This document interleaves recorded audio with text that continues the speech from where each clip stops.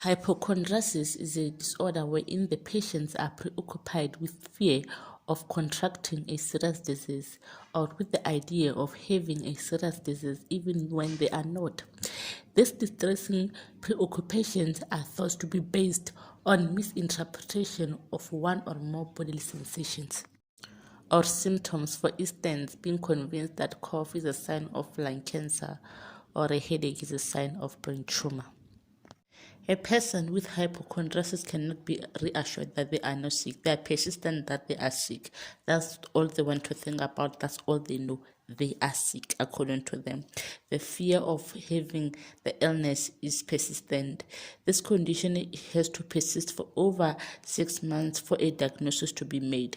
The people don't believe that the condition is more psychological than medical. Hypochondriasis occurs equally in both men and women. It can start at any age but is more common in adulthood. It can be regarded as a persistent disorder if left untreated.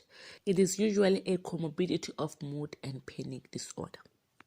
Hypochondriasis is associated with highly preoccupied bodily functions, for instance, heartbeat or bowel functions, or with minor physical abnormalities such as small sore or cough, or with vague physical symptoms such as physical sensations such as tired heart or aching veins. Then attribute the symptoms to serious illnesses, and in most cases, cancer is suspected.